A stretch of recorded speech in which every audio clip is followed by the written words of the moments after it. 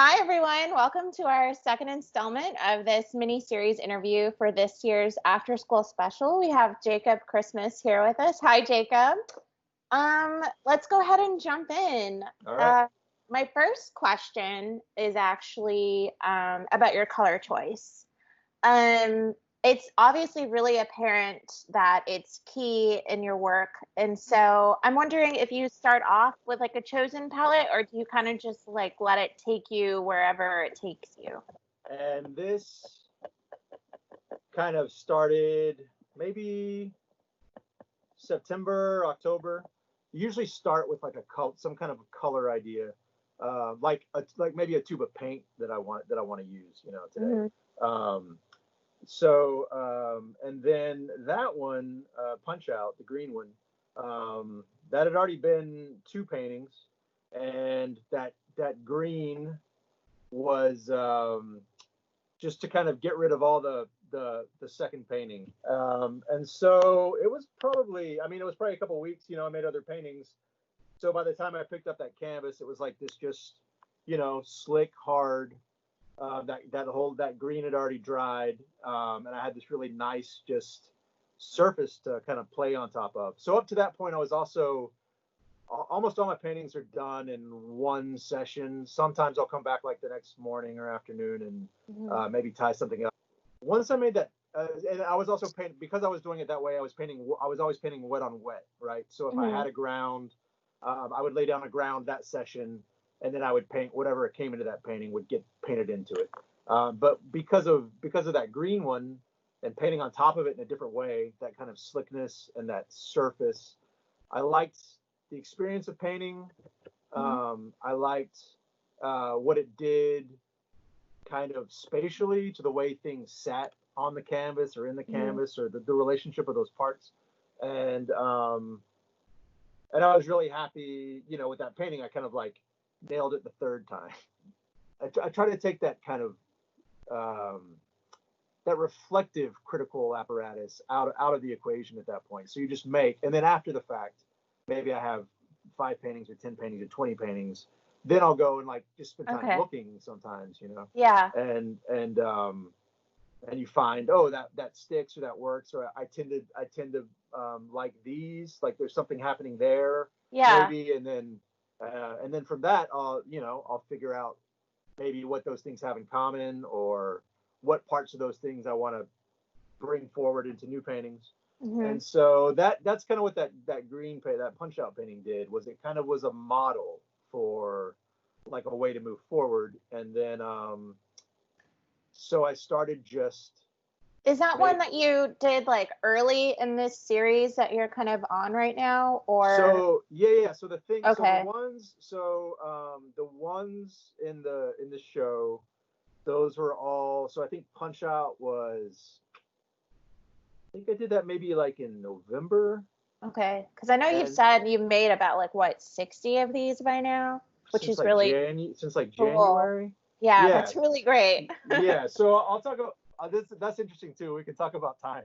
It's been for sure.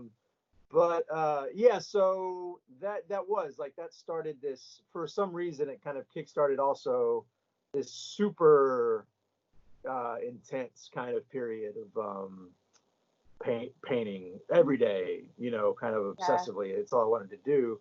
And it also, but part of it was because I got excited about this thing, because at whatever point I recognized kind of Punch Out as which it wasn't called Punch Out at the time, but when I recognized that one had something special going on, and I liked that way of painting, and I decided to make more of those, whatever that means, which is also something I never do. Like usually if I've made one kind before this, one kind of painting, the only certain thing was I probably wasn't going to make another painting like that again, on purpose, kind of. I do have to say, really quick, I was curious because I don't delete a whole lot of my emails, and I actually found your submission from last year.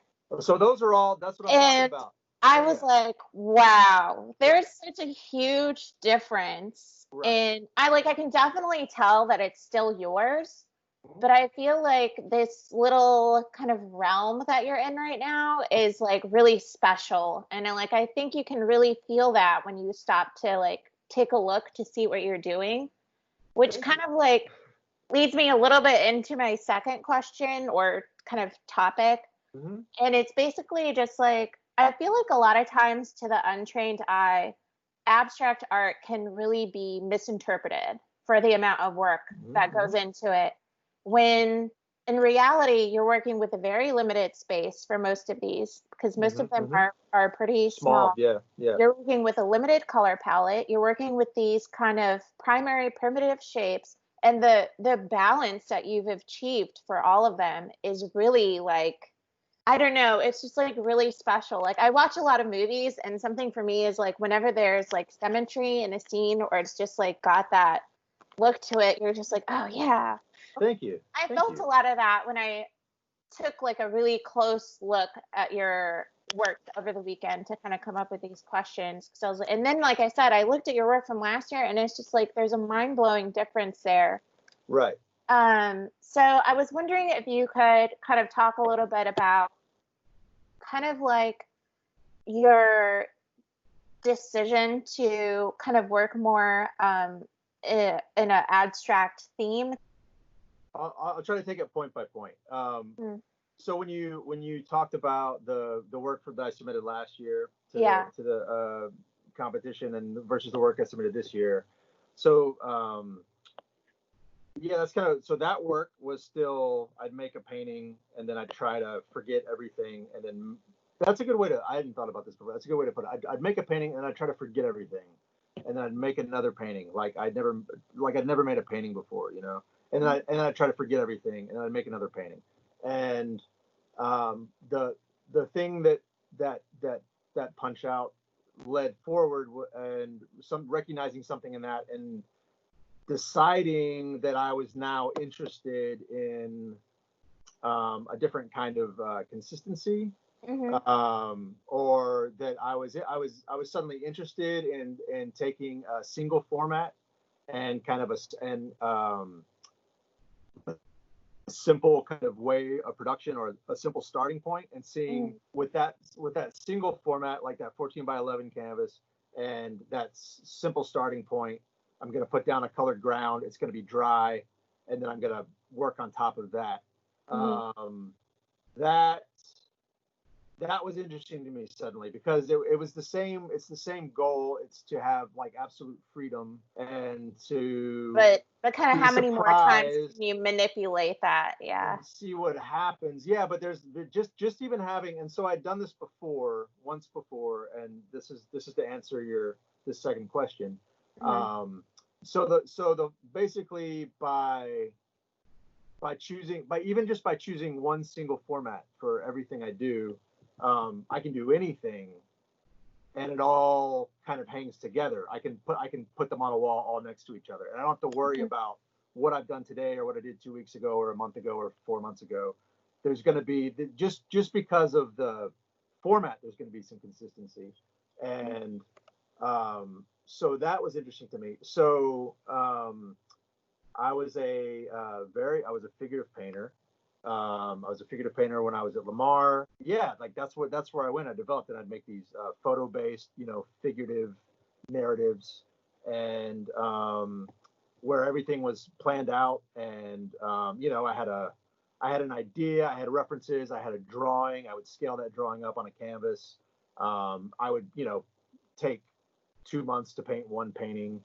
Um, and also the other thing was that that idea, that original idea, the idea of what that painting would be, finding the references, making the kind of thumbnail drawing, that was all creative and that was interesting. But once that was done, that whole 2 months was just um, I knew what that painting I knew exactly what that painting was going to look like before I made it, and then I just painted until what was in front of me was the same thing I saw in my head, Hmm. and so it's just kind of like, not to say it was just busy work, but it became tedious after a while, and Hmm. there weren't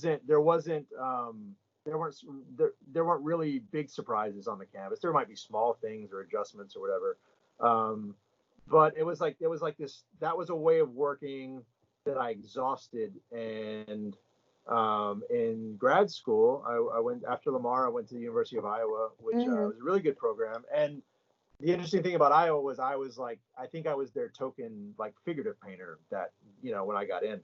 Um, It's funny how so that happens. yeah. So it was a very kind of conceptual program, abstract program, but not even so much abstract painting. Just I mean, in the painting department, it was a lot of people, a lot of painters didn't even make paintings. We just people made things.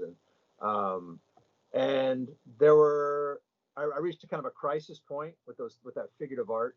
And then it looked like other other people were having more fun than I was. And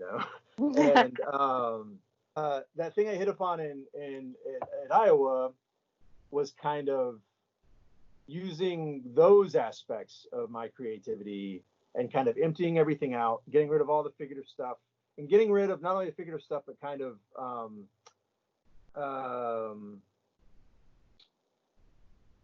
so those figurative paintings always referenced something outside of themselves.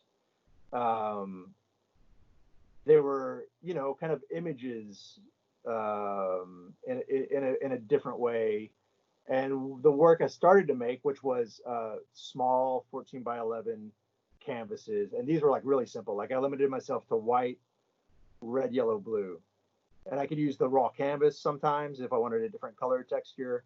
And then if I used an orange, I had to decide if that was like an aberration or if that was a new rule. But I mean, like I took it and ran with, like, I limited everything and to see how creative I could be. And those paintings were all the painting was the thing itself. Like even if it had some kind of simple shape or imagery, instead of the painting being illusionistic or referencing the world outside of the painting was the world. The painting was Yeah. the reality itself. And Mhm. I think ever since then, that would have been, probably 2006 or 7 when I started those. Ever since then, like that kind of became the goal, was like this kind of maximum creativity with whatever limits I set for myself. And a lot of times I'll set up problems to kind of get around. Mhm. That's creative too, to kind of like, if you limit yourself to 4 things and see how many ways you can make those interesting. Yeah. um so like and then also to have the painting be the thing itself. So I wanted to talk to you about like, so the titles that you choose Hmm. are really fun, and you kind of mentioned that a little bit to me.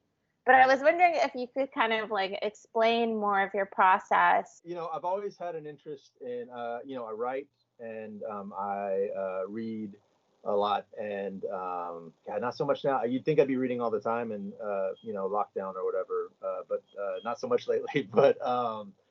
But anyway, I'm a very verbal person.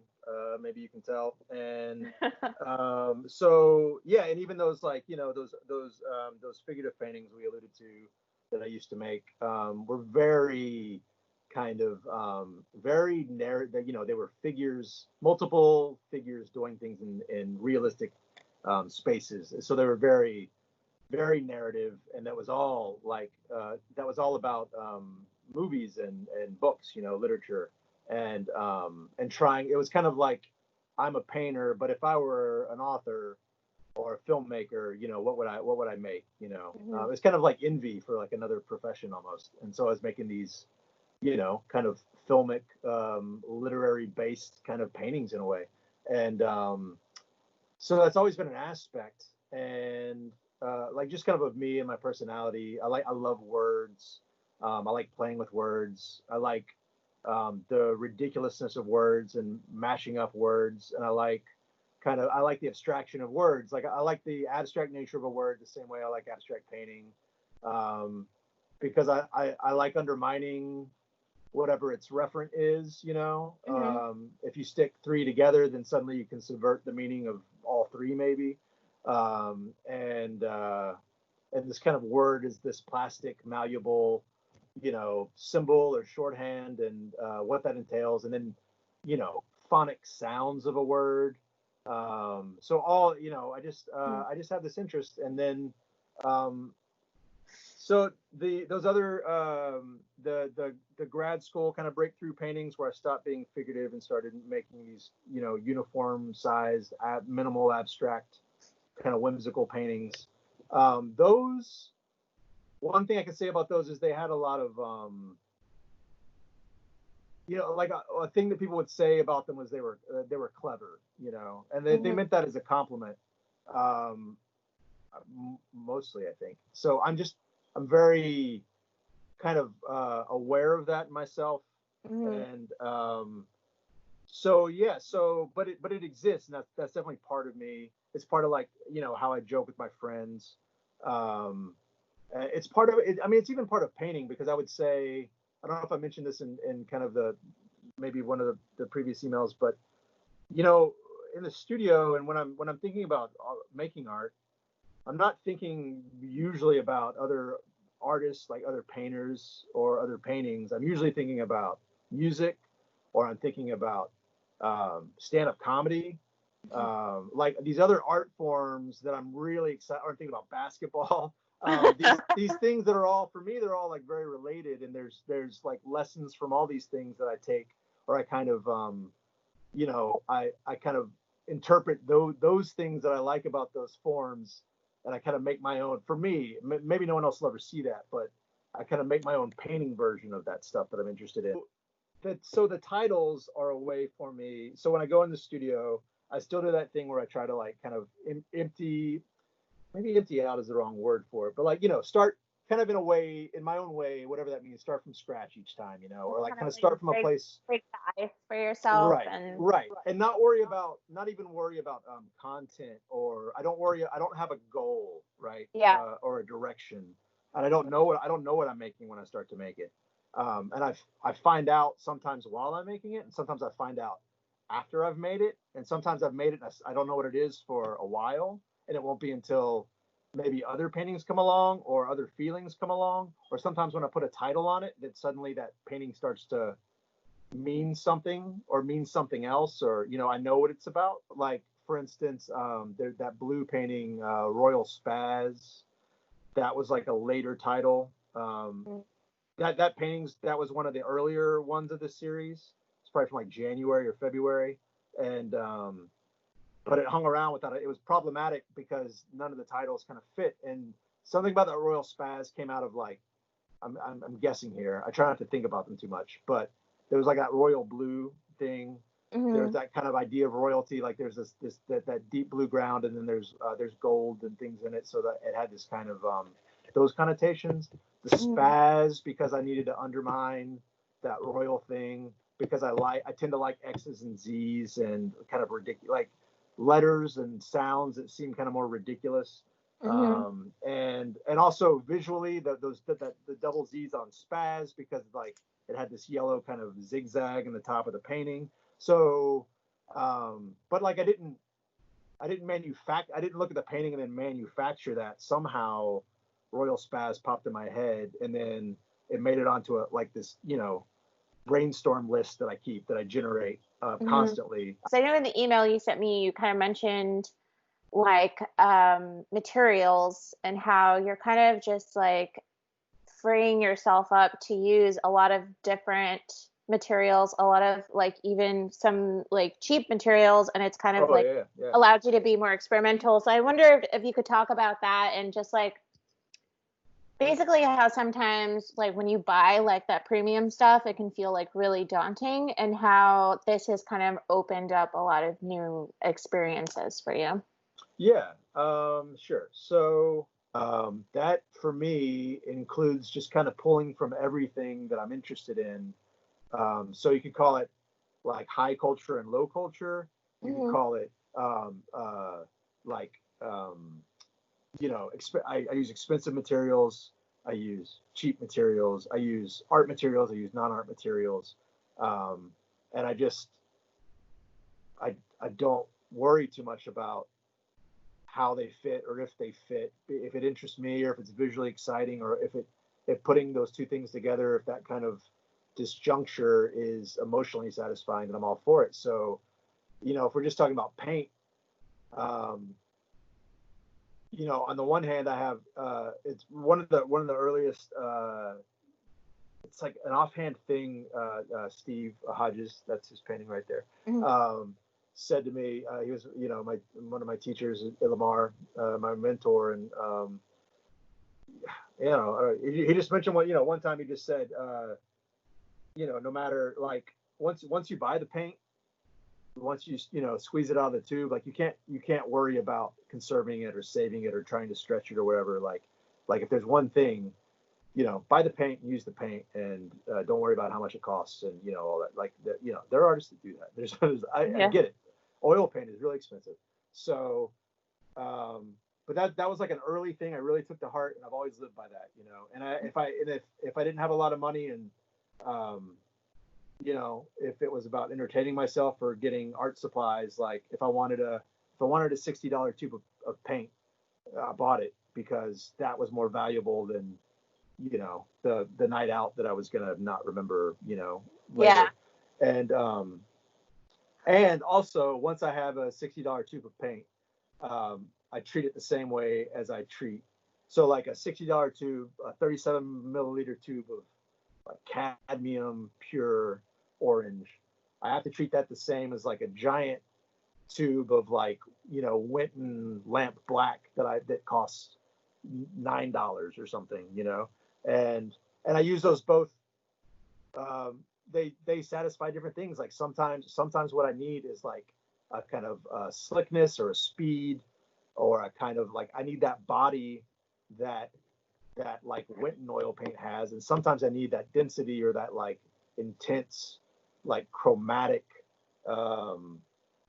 beauty of like that deep orange that just like a tiny little dollop just like explodes on the canvas. Like sometimes I need that, and so I use all those things interchangeably, and I use spray paint, and I keep things around me. I work on those little a few like years ago I started painting on those like disposable palettes instead of like my glass palette. Hmm. And what that does for me is it lets me save the palettes that I use for paintings, and so I have stacks of these, like it's basically like kind of like a wax coated paper Hmm. that I mix paint on, and then I save those and they dry off in a corner, and there's stacks of them. And so sometimes when I'm in the studio and I'm like, I wonder if a certain kind of violet that might be a good idea in this painting right here. I'll go to like the stack of old palettes, and I'll tear like a little old swatch of that color paint off, and I'll hold it up,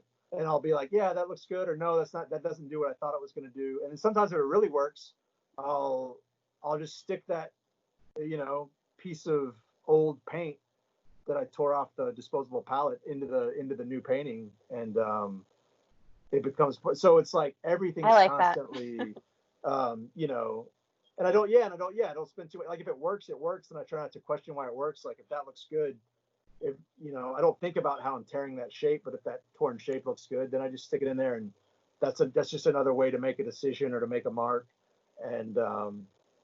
And so yeah, so it goes to that idea of material. Like everything around me is up for grabs. It can all go in the painting or influence a painting. Okay, last question. It's kind of a fun one. Basically, you mentioned music in your email and how much it plays an important role in your work. And so I thought it could be fun if you talked about like just the kind of music that you're into or like the kind of music that you're listening to, especially when you're working. So I grew up in a musical household.